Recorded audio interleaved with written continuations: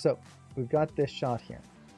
So if ever there's a moment where I'm going, you know, my spacing is a little weird, I want to improve my arcs or something like that, I can use the draw tool to track spacing.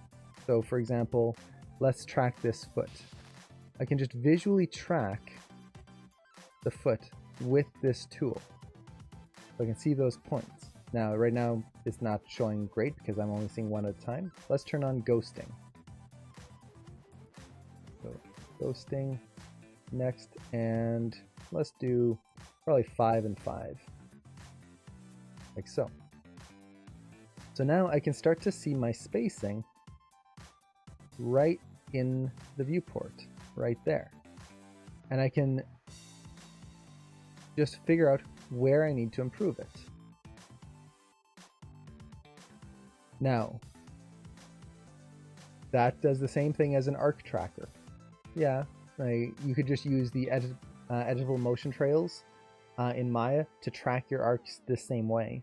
But the benefit that this has compared to an editable motion trail is, for example, if I take this foot and where's the main control for the foot?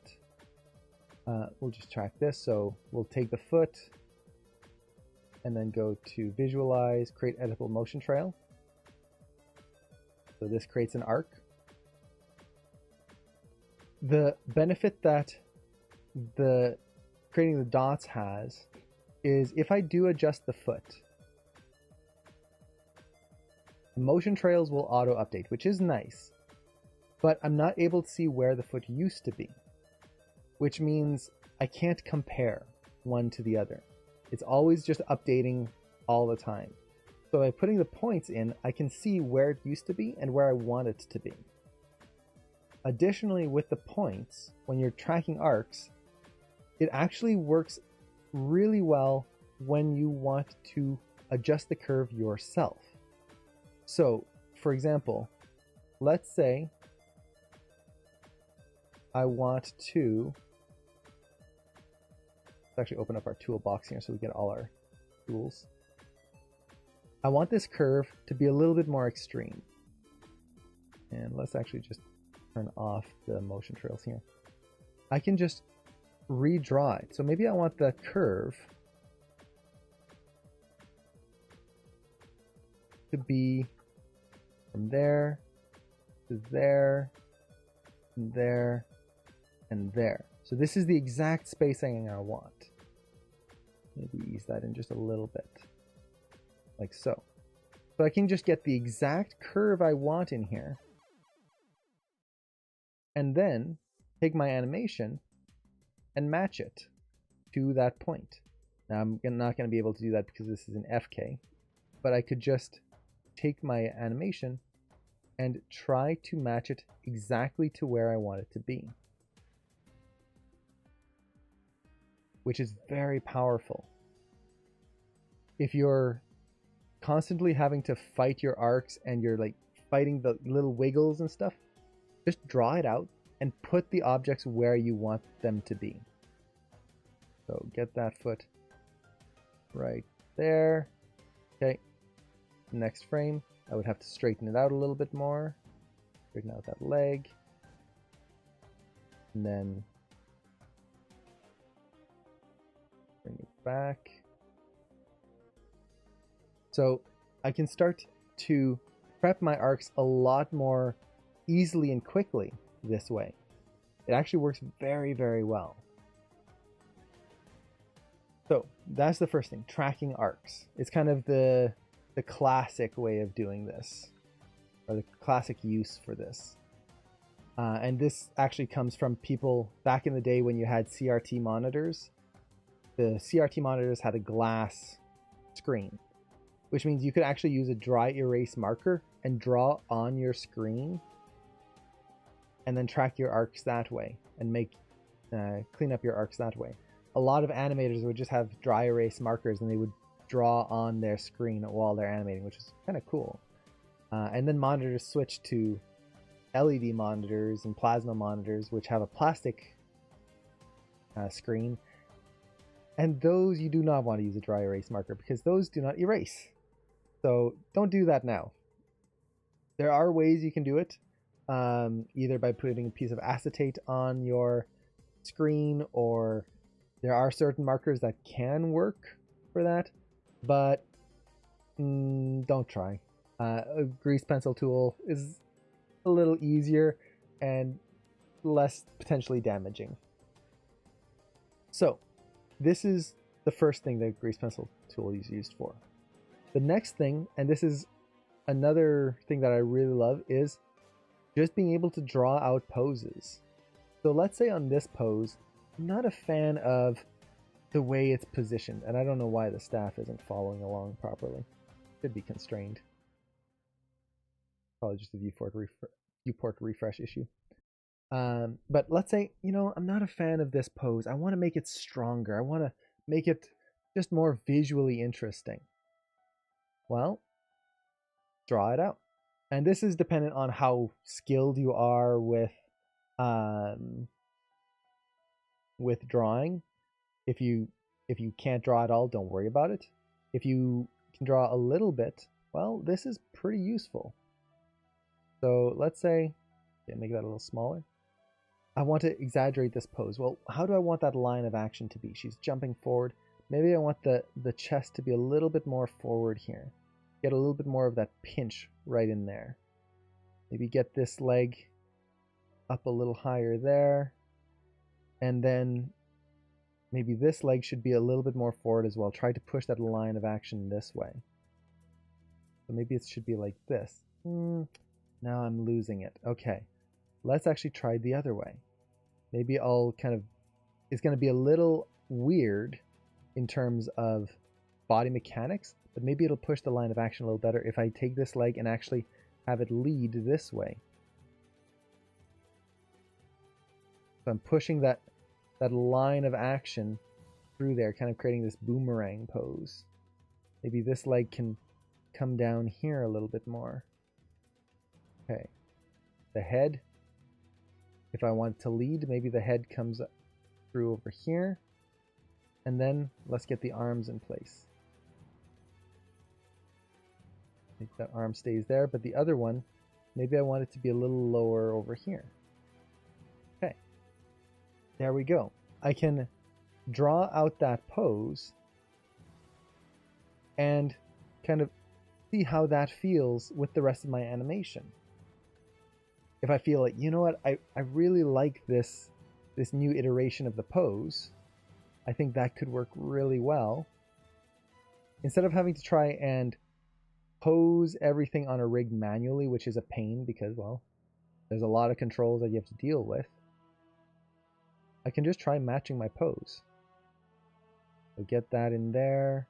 Okay, foot. Going to be over here. Oh, I drew it a little too far. That's fine. It's just kind of a placeholder more than anything. It doesn't need to be 100% on model, your drawings. But take that leg, bring it back there. Maybe this foot. Bring it down. Go through. And you can see how quickly I'm reposing this. And because I've got the drawing in place, all I'm doing is matching. Get that arm down here. Maybe that shoulder up a little higher there. And then the head would have to be down a little bit more. There we go. So I've reposed the character. Now it's not a great pose, I will say that. But I've reposed the character and I haven't had to kind of guess and hope that I'm getting something decent. I can plan out a range of motion. Maybe I'm not sure whether the arm should arc upwards or downwards in a certain motion. I block it out with quick drawings. Done.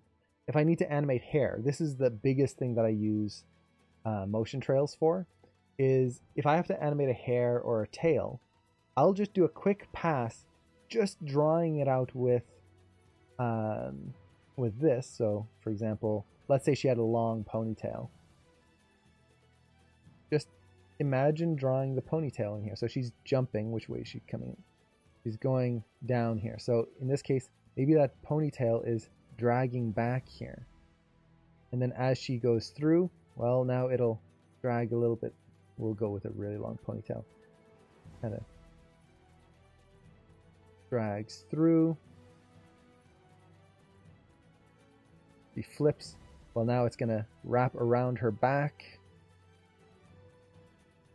And then here, maybe it starts to kind of, not quite right there. Starts to flip forward here as she starts to flip. Before it kind of drags back. Maybe something like that. And I can start to plan out this hair animation without the need of guessing and hoping on a complex rig. I can animate all of this, get an idea of how it works, how it looks, and then just match the ponytail to the drawings. Done. It's super quick and super easy to get really nice appealing overlap in things like this, especially like a tail for a cat or something like that, or a dinosaur or dragon, compared to trying to animate all of those controls by hand. Those are usually very heavy controls to work with. And this just makes it a little easier. So that is probably one of my favorite things to use the grease pencil tool for. What else do I tend to use the grease pencil tool for? Let's see. Oh, the other one. I don't know why I forgot that. Effects. So you'll notice that I have some smear frames right in here. This is done with the grease pencil tool. Right there. So if I go to show, turn off grease pencil, which actually, did I not do this with the grease pencil tool? I'm sure I did. So like all of these lines, this is done with the grease pencil tool. I'm not sure why they're not updating, but it's just doing like that. That's it. So yeah, you can create quick smear frames, things like that. Right here, this was actually a polygon object, but you could do something similar where I can just take the color of the foot. So take this, I drop the boot here and just kind of do some quick lines here.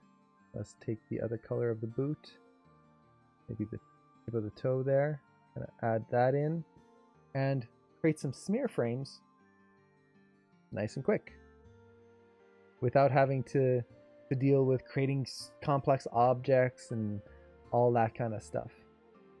So you can really get a lot of creativity out of a grease pencil tool. Or if a character has cloth, if they're supposed to put like a jacket on, I'll just draw the jacket and animate the jacket by hand, which takes a little bit of time. But for example, if she had imagine a big jacket here, I could just animate that myself, kind of on the character. Now, this definitely requires you to have some skill in 2D drawing, but it is possible. If you need fire effects or like you're doing some sort of Last Airbender style animation, you can just draw in all the fire and whatnot with the grease pencil tool. It's very powerful.